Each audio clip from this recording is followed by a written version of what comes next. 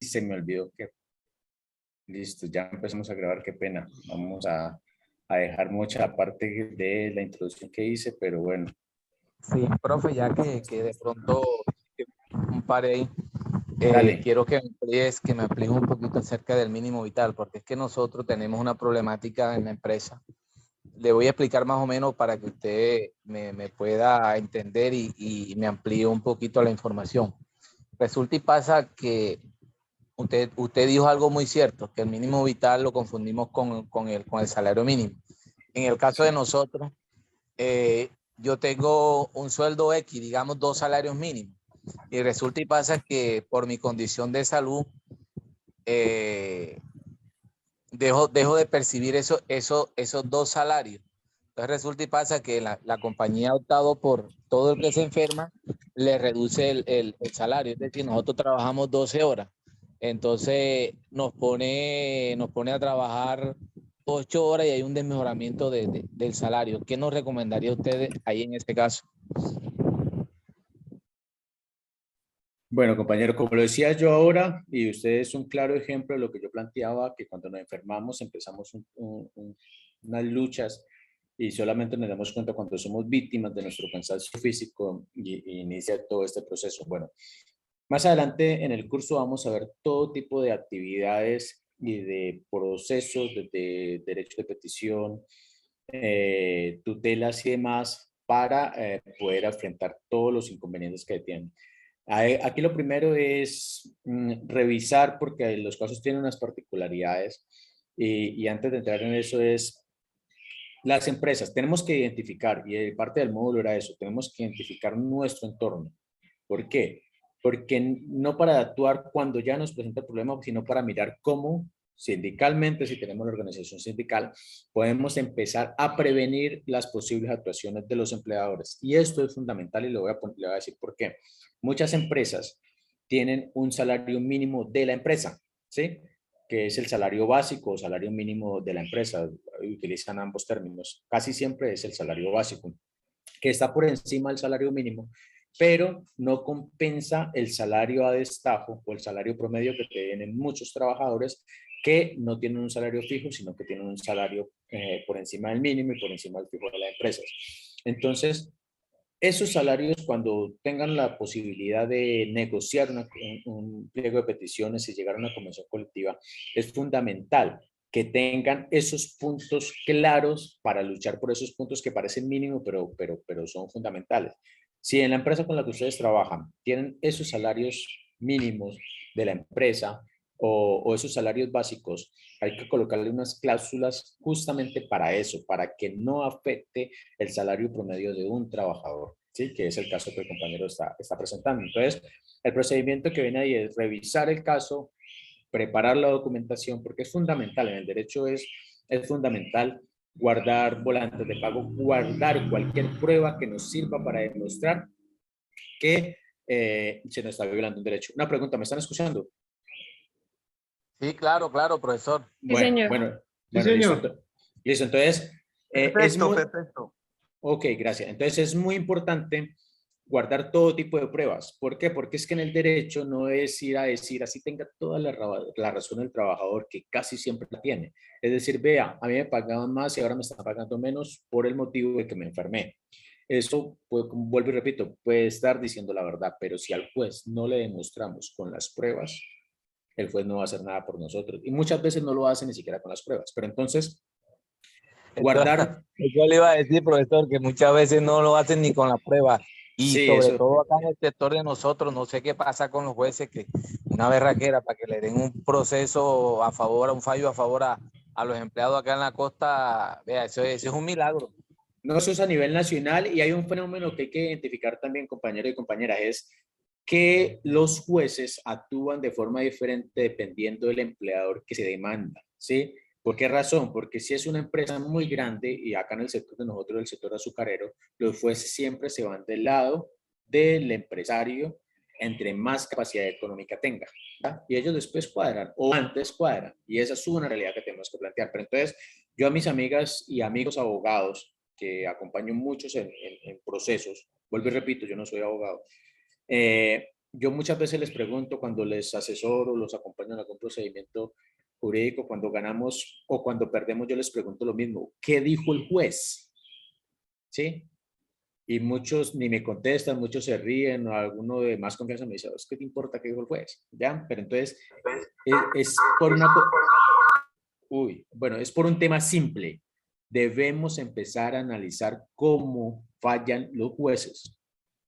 Eso es importante analizarlo para cualquier procedimiento que nosotros planteemos jurídico, porque es muy importante ellos hacia dónde se inclinan. Para nosotros, en un nuevo proceso, saber qué parte tenemos que atacar y también para denunciar, porque uno de los factores principales que nosotros tenemos como trabajadores es denunciar cualquier anomalía que podamos evidenciar en el sistema. ¿Sí? Entonces, para acabarle de completar la respuesta al compañero, bueno, hay que recoger la información y ya tendríamos que hacer el proceso pertinente, que el proceso pertinente sería el derecho de petición solicitando el salario promedio. Eso hay una estabilidad laboral reforzada. Bueno, mirar todo el tema, a ver qué argumentos jurídicos podemos utilizar. Empezar con el derecho de petición. Si no nos contestan, que es lo más probable, o también hay un fenómeno que también tenemos que tener en cuenta. Muchas veces nos contestan un derecho de petición con una pendejada, ¿sí? Con algo que ni siquiera tiene que ver con el problema que nosotros estamos planteando. Y eso es lo que nos hace es perder tiempo. Entonces, después del derecho de petición viene la tutela, que pues la tutela, si tenemos los argumentos suficientes, es más probable que nos falle a favor. Y si la tutela tampoco funciona en sus etapas, sería la demanda, ¿sí? Pero lo fundamental es recoger las pruebas. Las pruebas son sumamente importantes porque sin pruebas nadie nos va a creer. Eso es como cuando le ponemos los cachos a la mujer y decimos que no. Es la misma cosa, ¿ya? Entonces, aquí para terminar el tema del mínimo vital, no, ya terminé. El Estado debe garantizar todas las necesidades básicas como un salario digno, vivienda, educación y salud. Sí me faltaba una cosa. Entonces, el mínimo vital, ¿cómo funciona? El mínimo vital no es una regla general que nos determine el mínimo vital, por poner un ejemplo, son 2 millones de pesos. No, el mínimo vital depende de un análisis de trabajador en particular, del que lo está solicitando por la vía que sea, y el mínimo vital debe garantizar, como lo dice este artículo, la vivienda, educación y salud, no solo de él, sino de las personas que dependen económicamente de él, ¿sí? La esposa, hijos, etcétera, etcétera. Entonces, es muy variable el mínimo vital. ¿Por qué? Porque si yo, por lo menos cuando yo cortaba caña, si yo corto caña, no voy a gastar la misma cantidad de enseres, útiles, ropa, lo que sea, que una persona que trabaja en un juzgado, que todos los días tiene que estar bien presentado, que debe comprar ropa más cara, etcétera, etcétera, etcétera, ¿sí? No es lo mismo un trabajador, así sean todos que trabajan en un juzgado, por ejemplo, que gasten la misma cantidad de plata en ropa, en transporte, etcétera, etcétera. No es lo mismo un trabajador que tiene 2 hijos estudiando en la universidad, que dependen económicamente de él, a otro trabajador en igual de condiciones que no lo tiene. No sé si me hago entender con el ejemplo, pero el mínimo vital tiene esa variable, ¿sí? Pero debe garantizar con esas variables la vivienda, educación, salud, ¿sí? Lo mínimo de la habitabilidad de la persona, del trabajador y sus familiares, los que dependan económicamente de él, debe garantizar ese mínimo vital.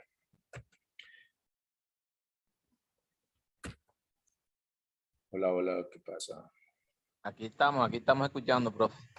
Bueno, sí, es que eso de la virtualidad es como complicado, pero aquí se me la presentación es que no me quiere avanzar. ¿Qué pasó? Bueno, pero déjame de compartir y mira, qué pasó con este PowerPoint.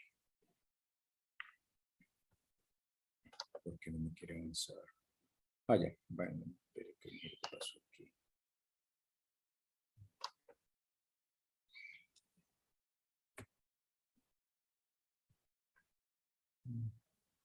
Bueno, vamos aquí. Listo.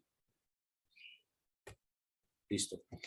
Eso fue lo que acabamos de ver. Es como una pequeña introducción en el mundo del derecho laboral, ¿sí? Ahora vamos a darle una revisión a lo que vimos en el módulo 1, ¿sí? Como un repaso para aclarar algunas dudas de lo que ustedes tengan del contenido. Y antes de iniciar, quería plantear que el módulo 1 es muy práctico de forma relativa, ¿sí? Yo sé que para unos es más difícil que para otros, tanto el tema de la tecnología, el tema de la plataforma, como el tema de contenido. Entonces, el módulo 1 es inicialmente muy práctico y muy sencillo, y lo que nos permite el módulo 1 es, más que todo, familiarizarnos con el tema de la plataforma. Sí, porque algunos que tienen mayor capacidad, que tienen más estudios, que son más avanzados, dirán, "Oh, este módulo 1 tan fácil, el curso de Derecho Laboral le falta mucha cosa", pero a medida que van pasando los módulos, de que ya le cogen tiro a la plataforma, vamos a avanzar mucho más, van a tener que practicar con los formatos, ¿sí? Y se va a poner un poco, no más complicado, sino mejor en la práctica, mejor para que ustedes avancen en la protección de sus derechos laborales. Una recomendación antes de que se me olvide. Lo decía la niña Angie que día en la inducción, y lo digo ahora, tenemos muchos formatos en las cajas de herramientas, en la plataforma de la Real como tal, donde encontramos derecho de petición para X, sí, formatos de derecho de petición para X solicitudes, formatos de tutelas, ¿sí? Y es muy importante que ustedes cojan una memoria o un computador y guarden esos formatos que en cualquier momento les pueden servir, ¿sí? Porque una de las metas que tiene la Real es que los trabajadores aprendan por sí mismos a defender sus derechos laborales. ¿Por qué? Porque también hemos encontrado que los empresarios, los empleadores actúan diferente con los trabajadores que ellos notan que tienen un conocimiento de derecho laboral, ¿sí? Por ejemplo, en el sector donde nosotros venimos asesorando hace mucho tiempo corteros de caña, compañeros corteros de caña, y ahí se ven infinidad de violaciones que se ven en sectores como La Palma, en muchas empresas grandes se ven estas violaciones. Y no es lo mismo un trabajador que se queda callado, y voy a poner un ejemplo sencillo. Un compañero de nosotros se accidentó, en la operación le dañaron el túnel carpiano, ¿sí? Y se le venció la incapacidad. Yo no alcancé a revisar si fue porque no le quisieron dar más o porque ya había llegado al límite, pero lo único que yo le dije es, si no tienen capacidad para mañana y no le quisieron dar más, vaya, preséntese a trabajar, ¿sí? Porque la ley dice que con 3 días que usted no asista al trabajo, sin una excusa que es de incapacidad médica eh, sí, la incapacidad médica, perdón, básicamente, puede ser despedido. Entonces, el compañero fue, se presentó, le pidieron la incapacidad, no la tenía, digo, no, es que ya no me quisieron dar incapacidad, yo me presento a trabajar, no puedo trabajar, pero aquí estoy. Le dijo la niña, la encargada, le dijo, váyase para su casa hasta que no le dé incapacidad, no vuelva. Y simplemente, como él ya tenía un estudio, ya tenía conocimiento, le dijo, démelo por escrito. Cuando le dijo eso a esa muchacha, ella se quedó callada y le ayudó, luego de eso, de los días, le ayudó a solucionar el tema que tenía porque no le habían dado más capacidad. Entonces, es sumamente importante que los trabajadores de nuestros sindicatos se replique toda esta información y puedan participar más en los cursos, porque eso le evita muchos problemas al sindicato, ¿sí? De estar demandando, de estar haciendo procedimientos legales, porque es desgastante económicamente y es desgastante en tema de tiempo. Entonces, bueno, después de ese paréntesis, vamos a ver lo que ustedes vieron en el módulo 1, que es de los, vieron por lo menos la Compañero protección del trabajo. Mauricio, el compañero Cuéntenme. Rubén está levantando la mano, no sé si tenga alguna pregunta antes de arrancar. El que quiera hablar, por favor, me interrumpe, ¿sí? Porque es que la verdad no estoy tan ducho para mirar quién levanta la mano eso, entonces, por favor, el que quiera hablar, me interrumpe, que no hay ningún inconveniente, y gracias, compañero, por avisarme. Compañero Rubén, su merced tiene la mano levantada.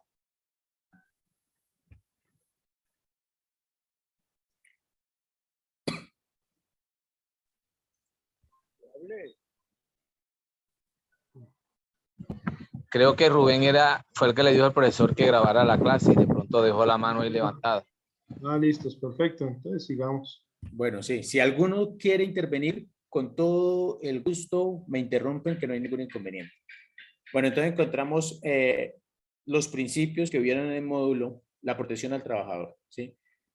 Este, de este principio se desprenden todos los derechos laborales. Lo que plantea este principio es que es fundamental para toda la legislación en defensa de los derechos laborales es la protección al trabajador. Más adelante vamos a ver un poco más de eso y podemos ver, identificar y hemos podido demostrar que el trabajador es la parte más vulnerable de las relaciones laborales. Más adelante vamos a ver más sobre eso. Entonces, de los principios encontramos, bueno, no soy muy bueno con el latín, casi que ni soy bueno con el español, pero bueno, entonces dice in dubio pro operario, ¿sí? Ante la duda, a favor del operario del trabajador. ¿Qué es? Significa que en caso de que exista una duda sobre la aplicación de una norma o cuando una norma tenga varias interpretaciones, se deberá aplicar la que sea más favorable al trabajador, ¿sí? Se deberá aplicar.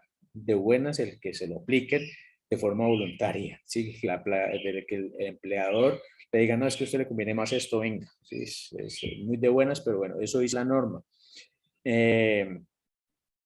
Otro principio de la condición más beneficiosa, ¿sí? Para aplicar este principio deben existir dos normas que rijan un mismo derecho, una derogada y una vigente. Norma derogada, bueno, este principio es válido para trabajadores o trabajadoras que estaban cerca de acceder a un derecho en el momento del cambio de la norma, por lo tanto se le aplica las condiciones de la norma anterior, si esta es más beneficiosa, aun cuando la norma ya no esté vigente, ¿sí? Eso lo vemos mucho en el tema de pensión, que por ejemplo, cuando sacan una reforma pensional, ¿sí? Que nos suben semanas de cotización o nos suben edad, empieza a regir a partir de unos años determinados, ¿sí? Y de esos años hacia atrás se pensiona con las normas anteriores, como para colocar un ejemplo. Irrenunciabilidad a los derechos. Esto es sumamente importante porque nos pasa mucho por desconocimiento y más adelante aquí vamos a dar como lo básico de este principio, pero más adelante vamos a ver un poco más sobre él. El principio de irrenunciabilidad de los beneficios laborales se apoya en el mejoramiento constante de los niveles de vida y en la dignificación del trabajador. Consiste en ningún caso el trabajador o trabajadora puede negociar sus derechos laborales por debajo de lo que establece la ley. Pasa mucho por desconocimiento, ¿sí? Por no perder el trabajo. Entonces, más adelante vamos a ver un poco más sobre eso. Primacía de la realidad. El trabajador o trabajadora tendrá derecho a que se tenga en cuenta la realidad por encima de cualquier formalidad. Acuerdo verbal escrito o la realidad. Ejemplo, una persona firma un contrato de prestación de servicios, sin embargo, esa persona cumple horario, recibe órdenes y una remuneración mensual. Se entiende que en realidad lo que existe es un contrato de trabajo. Este es un debate fundamental que se está dando, estamos dando muchas personas, estamos dando muchos trabajadores, muchas organizaciones, por el uso indiscriminado de contratos de prestación de servicios con las empresas SaaS, ¿sí? Es fundamental de nuestros puntos de trabajo mirar dónde están implementando estos dos tipos de fenómenos aberrantes, les llamo yo, que es contratos de prestación de servicio para donde debe haber un contrato de trabajo y por medio de SaaS. ¿Sí? Una de las cosas que encontramos en varios procesos es que las SaaS ni siquiera son regidas por el código laboral, sino que son regidas por el código de comercio. ¿Sí? Entonces, cuando vamos a demandar por alguna arbitrariedad de una empresa SaaS, sí, vamos a demandar en la legislación laboral, encontramos que está regida por la legislación comercial y esa es una dificultad que tenemos.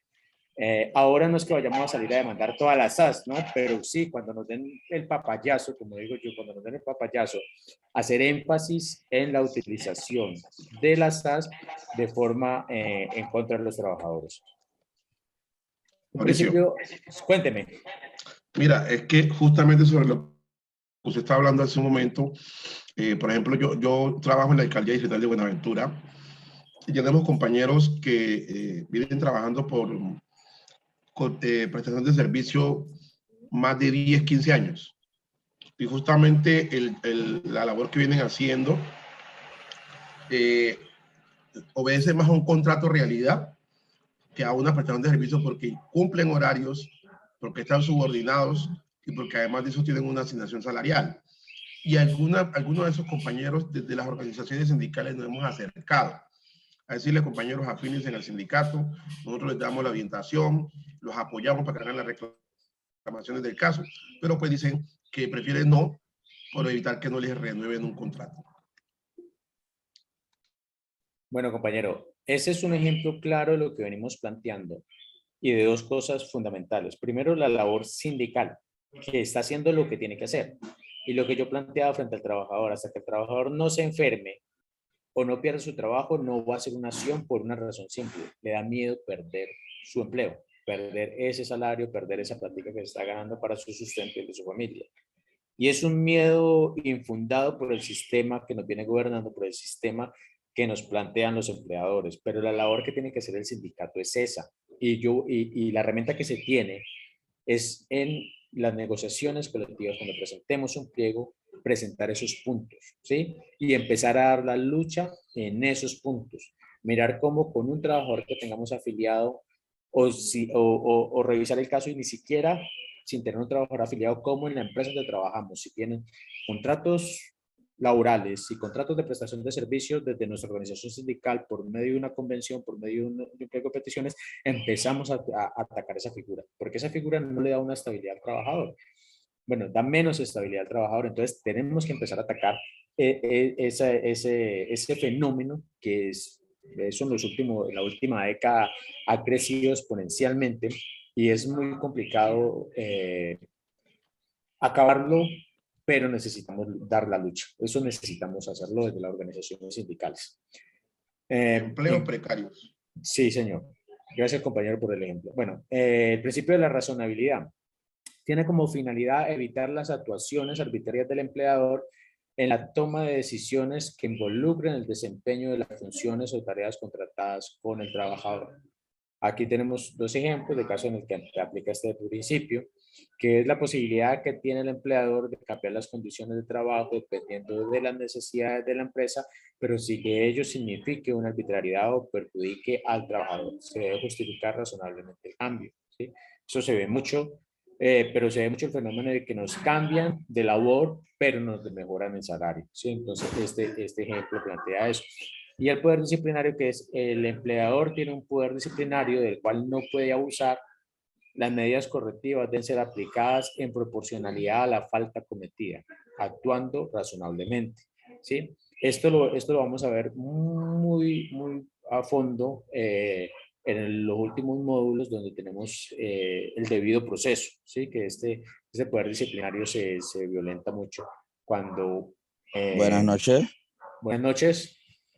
Mira, mi nombre es Dilson Riascos Meneses y soy funcionario de la Alcaldía Distrital de Buenaventura. En eso del poder disciplinario se me viene a la mente un caso que directamente tuve, donde yo soy celador, Sí. donde mi jefe inmediato llegó a descontar 20 horas extras, donde dice que los trabajadores o los vigilantes no estamos cumpliendo. Pues hasta donde yo tengo entendido, él no puede tocar las horas extras. Si él dice que no estamos cumpliendo, él lo que debe descontar son los días laborados que no hemos cumplido. Pero no sé si se puede llegar a fondo a tocar las horas extras o, como digo yo, tocar los días laborados. No sé, ahí ese punto no lo tengo muy claro. Bueno, compañero, vea, gracias por el ejemplo. Lo primero es que pues, más adelante vamos a explicarles en un módulo el tema de contratos laborales. Va a quedar muy claro el tema de contratos laborales versus contratos de prestación de servicios y el tema de horas extras, cómo se liquidan, cómo deben pagarse, etcétera, etcétera. Lo que le puedo decir así a grosso modo es que un empleador, después de que usted haya trabajado una hora extra, ¿sí? Después de que usted ya haya sido acreedora de esa hora extra por haberla elaborado, el empleador no tiene por qué descontárselo, ¿sí? En el caso tal de que usted, un ejemplo, su hora extra empezó, por poner un ejemplo, a 7 de la noche, ¿sí? De 7 a 8. Si usted no asistió, si usted no la trabajó, pues no se la paga, ¿ya? Pero si usted trabajó la hora extra, él no tiene por qué descontárselo, ¿ya? Eso sí lo tengo claro y tocaría revisar en qué se está basando el empleador para descontarle una hora extra. Y el tema del día de trabajo, pues depende mucho de los contratos, hay que estar muy atentos a qué tipo de contrato firmamos, pero también hay que revisar qué día le quiere descontar o por qué le va a descontar un día. Pero eso, téngalo claro, si usted ya trabajó una, dos o las horas extras que sea a la semana, que también hay una ley que determina cuántas horas extra debe trabajar, ¿sí? Para que el empleador no se exceda. Eso lo vamos a ver más adelante. 50 horas, 50 horas. Bueno, gracias por recordar. Pero si usted ya las trabajó, no tienen por qué descontarle nada, ¿sí? Pero como le digo, si de pronto podemos, si necesita que la revisemos en el caso en particular podemos hacerlo. Bueno, entonces aquí vamos a profundizar un poco más en el principio de la irrenunciabilidad en materia laboral, ¿sí? Bueno, la premisa, el principio de irrenunciabilidad de los derechos laborales se refiere básicamente a la imposibilidad jurídica de privarse voluntariamente de los derechos otorgados por el derecho laboral en beneficio propio. Es decir, se trata de un principio que prohíbe que los actos del empleador transgredan, al trabajador abusando de su poder, de su subordinación. Si esto llegara a suceder, estos actos se tomarán como inválidos y el trabajador podrá reclamar los derechos a los cuales el empleador lo obligó a renunciar. En ese sentido, no se tendrá en cuenta la voluntad que haya manifestado el trabajador para renunciar al derecho o beneficio otorgado por la ley. Simple. Si el empleador me propone a mí que me va a pagar menos, que si yo acepto, yo puedo aceptarlo y llevarme esa plata porque tengo la necesidad en la casa. Pero eso queda inválido porque me está violando mi derecho fundamental, que es el salario, ¿sí? Yo no puedo renunciar, así lo haga, tengo toda la obligación, que es una obligación, el deber y el derecho a reclamar lo que me quedó faltando, ¿sí? Porque eso ocurre mucho, con el ejemplo que ponía el compañero ahora, que la persona no quiere perder el empleo, ¿ya? Mucha gente, y yo lo he visto mucho, mucha gente dice, no, yo, pues listo, le recibo esos 100.000 por poner una cifra, y se pierda el resto, ¿sí? Para no perderlo todo, es el ejemplo que colocamos muy coloquialmente en las diferentes empresas. Entonces, ese dejar que se pierdan 50.000 pesos, como lo digo en el ejemplo, no le quita el derecho a que lo reclame luego. ¿Sí? Este principio está establecido en la Constitución Política de Colombia en su artículo 53. ¿Sí? Bueno, lo plantea así: el Congreso expedirá el Estatuto de Trabajo que debe contemplar los siguientes principios fundamentales. Yo al inicio, no quedó grabado, qué pena, planteaba la deuda que tiene con nosotros el Estado colombiano, el Congreso y todos los que nos gobiernan. El Congreso expedirá el Estatuto del Trabajo. Llevamos desde 1991, ¿sí? Si me corrigen, desde la Constitución de 1991, esperando que el Congreso nos expida el Estatuto del Trabajo y que nos expida un Estatuto del Trabajo que beneficie a la clase trabajadora colombiana, ya que no nos vaya a pasar que un gobierno X, ¿sí? No voy a hablar de ninguno en especial, que un gobierno X haga la tarea de sacar, de hacer, de despedirnos del Estatuto del Trabajo, pero en vez de beneficiarnos nos joda más, porque puede ocurrir, ¿no? No sé si de pronto esté equivocado, si no vivo en Locombia, como la llamo yo, pero puede ser probable. Entonces, como trabajadores, como organizaciones sindicales, también debemos estar muy atentos a lo que políticamente el Congreso de la República especialmente y el Gobierno Nacional, el que esté de turno, ¿sí? Haga por nosotros, que lo haga bien. Y eso recalco mucho la invitación que nos hizo la directora de la Real, Adriana Guarnizo, que es fundamental el trabajo que hace el Centro de Solidaridad y la invitación que subió al grupo para participar, no me acuerdo la fecha, ahí la miramos, de ese foro que se va a hacer para mirar justamente el Estatuto del Trabajo, para mirar cómo se hacen leyes que favorezcan a los trabajadores y trabajadoras colombianas, y los invito a que participen, que estén atentos, no solo a ese foro, sino cualquier evento que se haga. Cuando nos demos cuenta de un debate en el Congreso de la República que vaya a hablar de trabajo, hay que hacerlo. Y si tenemos que sacar comunicados de nuestras organizaciones sindicales, nuestras organizaciones sociales o como trabajadores, como persona normal, natural, perdón, debemos hacerlo, ¿sí? Si estamos a favor, para apoyarlo, y si estamos en contra, para plantear por qué estamos en contra. Y digo a favor, ¿por qué? Porque ustedes saben cómo son los debates políticos. Hay grupos políticos que defienden una cosa y grupos que defienden otra. Y se acordarán de mí que si sale un buen Estatuto del Trabajo, tendrá contradictores dentro de ese Congreso, ¿sí? Y en los debates va a haber congresistas que van a atacar un Estatuto de Trabajo en el caso tal de que nos beneficie. Entonces, el apoyo del pueblo es importante para los debates políticos, ¿sí? Entre más fuerza del pueblo apoyando una ley, un proyecto de ley que nos favorezca, más difícil es que no lo aprueben, ¿sí?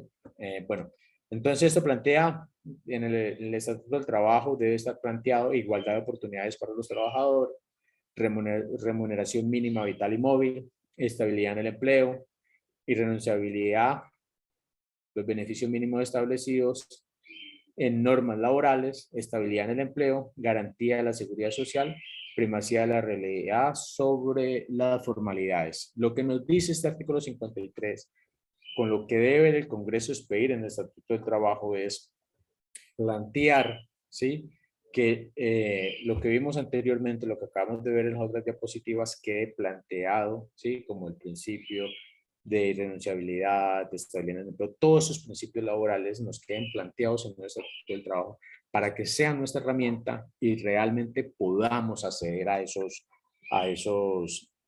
derechos.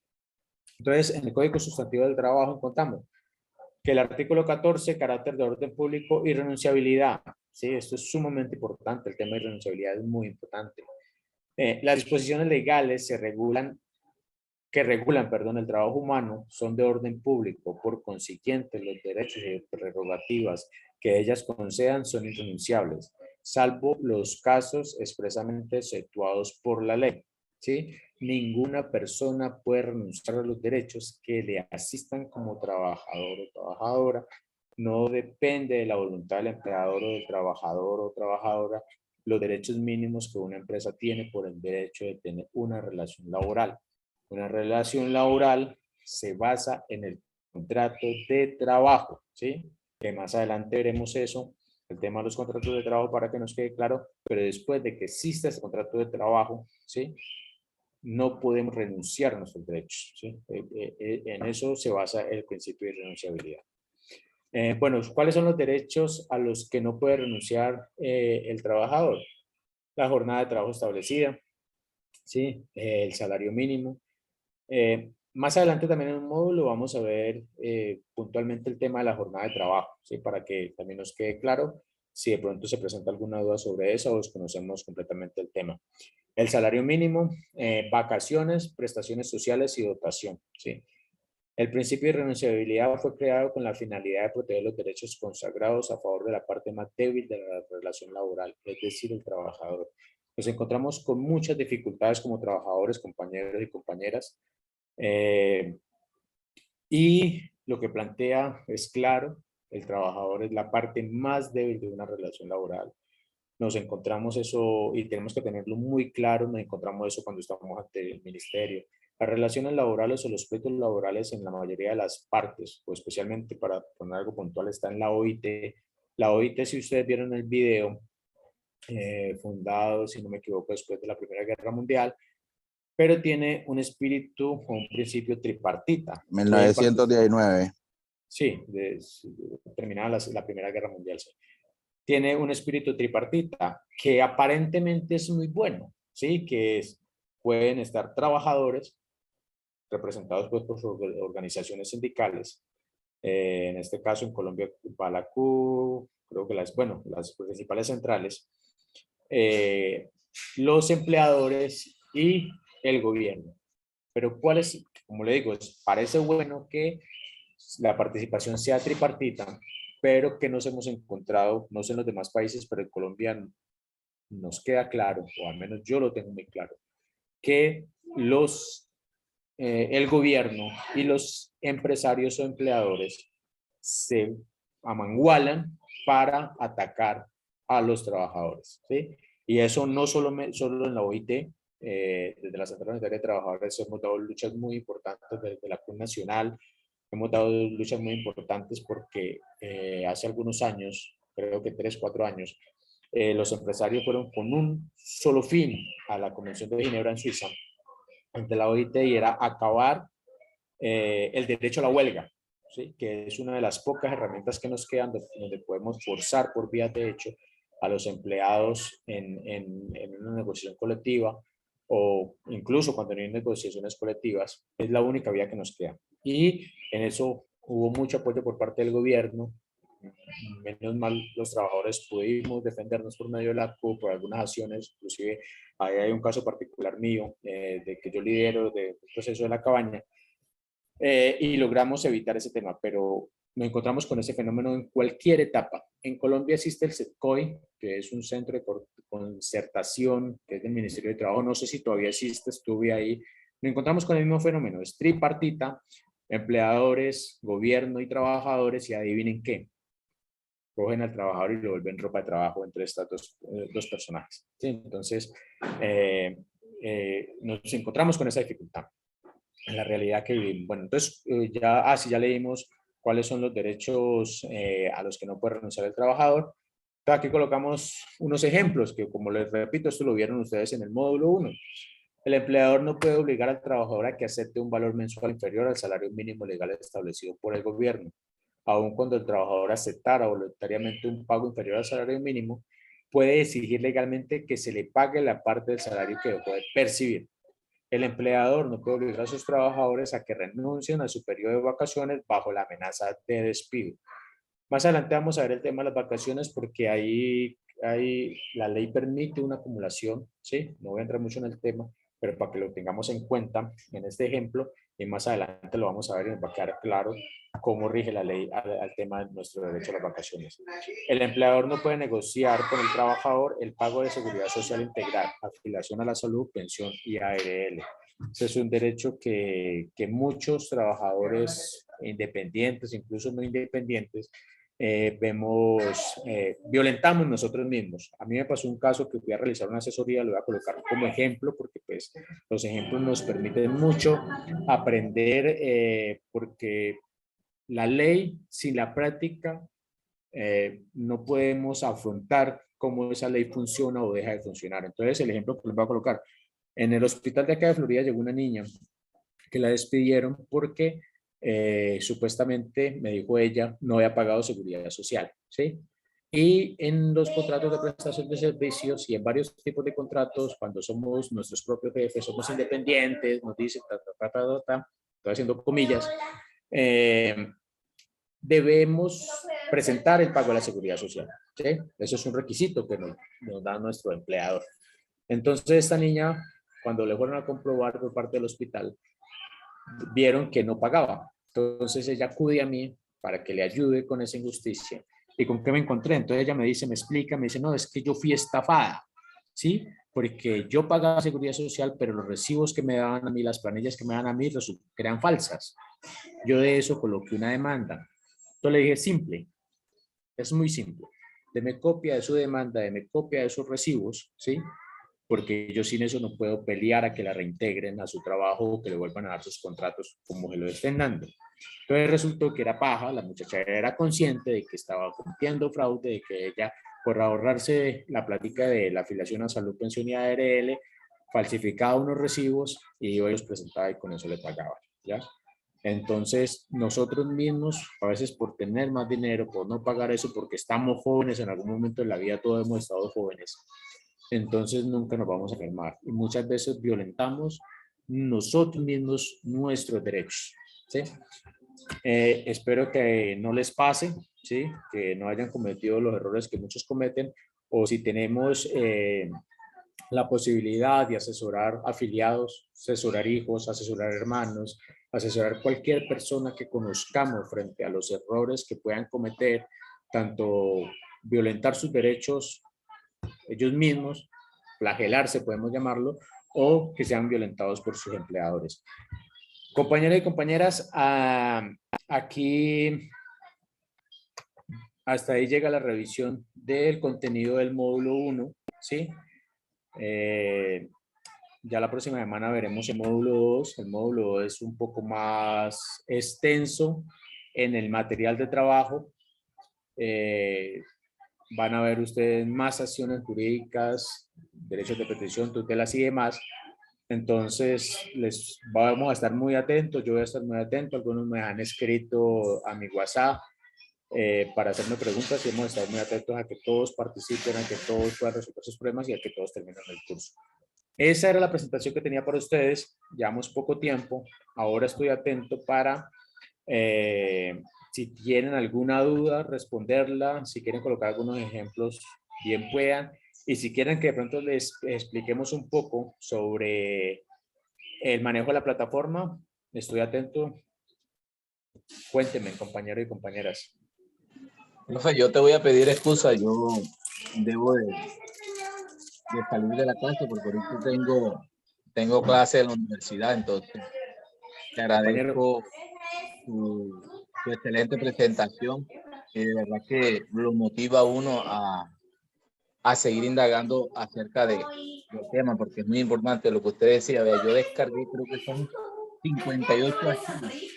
Fue lo primero que me encontré y los descargué, ahí los tengo asegurados. Yo dije, bueno, así no pase el curso, lo importante de esto es que me queda la información y el aprendizaje.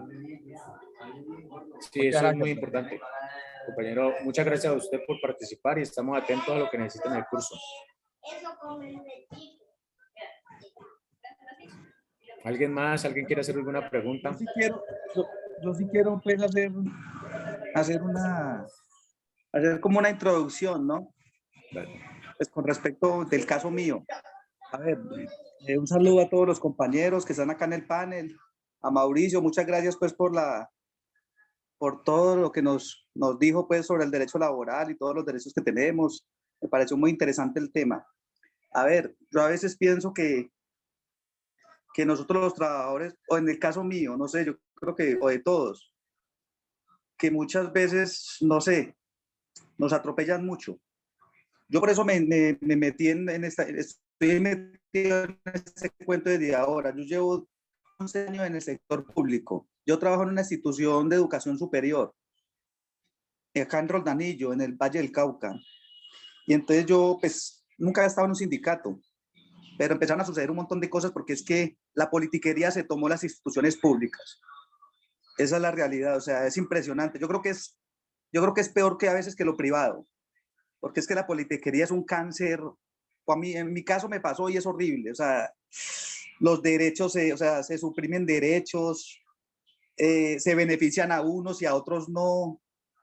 Unos que llevan 20 años, o sea, donde yo trabajo hay gente que lleva 20 años y están en la misma parte, y otros llegaron 3 años y ya están arriba en el arbolito. O sea, uno ve o sea, no sé, es tenaz. Entonces, y como uno no comparte eso, entonces yo empecé a tener contradicciones con los directivos, con los que mandan.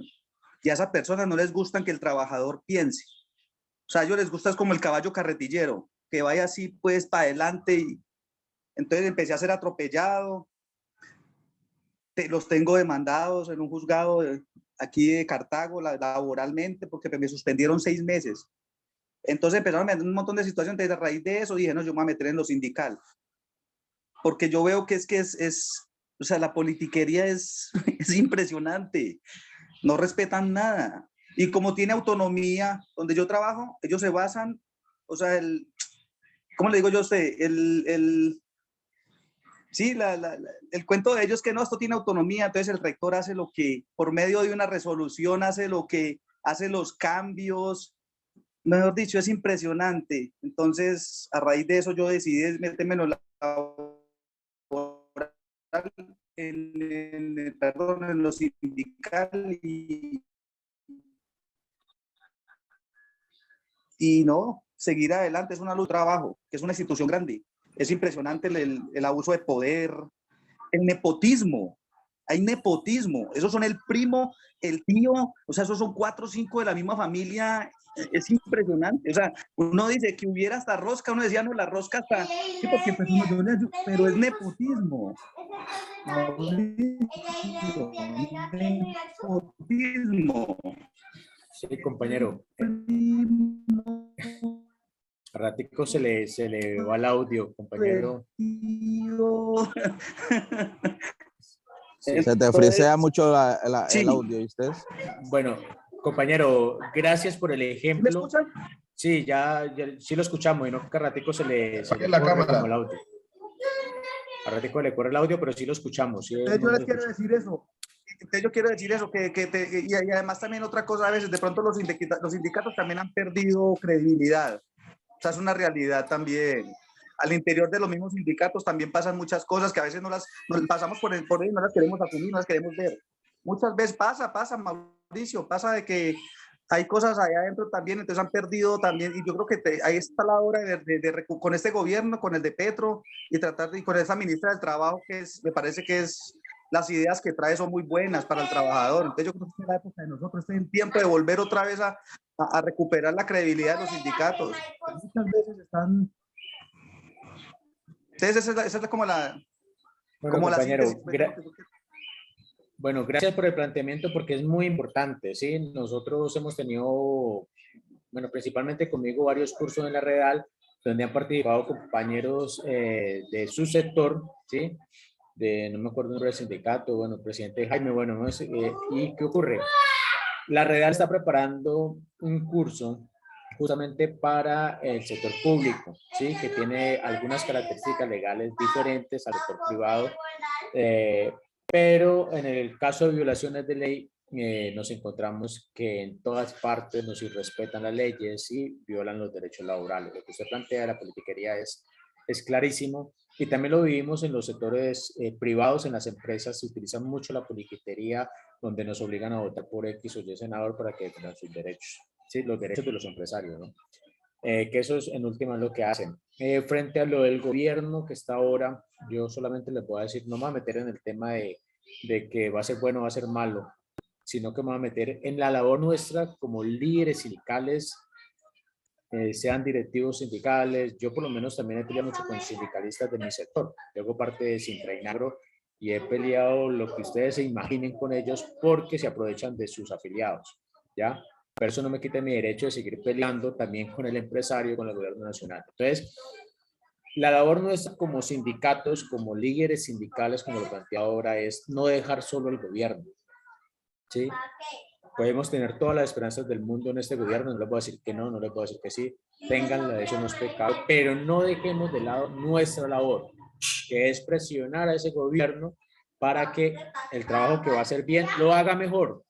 Y otra cosa que es fundamental, compañeros y compañeras, nosotros como trabajadores somos los que sabemos cuáles son los derechos que nos violentan, ¿sí? Y lo voy a decir por qué. La legislación se hace... Perdón un momentico, lo que pasa es que tenemos un micrófono abierto, no sé si es el de Rubén o el de Gloria, entonces interrumpe para poderlo escuchar bien y prestarle mejor atención. Bueno, compañeros, por favor, que no tenga la necesidad de hablar, nos colabora con el micrófono. Bueno, compañero, gracias por... Es el micrófono del compañero Rubén. Bueno, de pronto... Bueno, voy a tratar de que me escuchen mejor. Entonces, lo que planteaba es que si el gobierno va a hacer algo bueno por nosotros, nosotros podemos apoyar y obligar para que lo haga mejor. Y decía también que nosotros como trabajadores somos los que sabemos cuáles son los derechos que nos violan, no los abogados, no los congresistas, ¿sí? ¿Por qué razón? Porque la legislación laboral se hace por las denuncias que nosotros coloquemos. En el sector de la caña de azúcar se vio mucho la deficiencia física que se presenta después de un periodo, ¿sí? Unos años como tal, de corte de caña, de desgaste físico.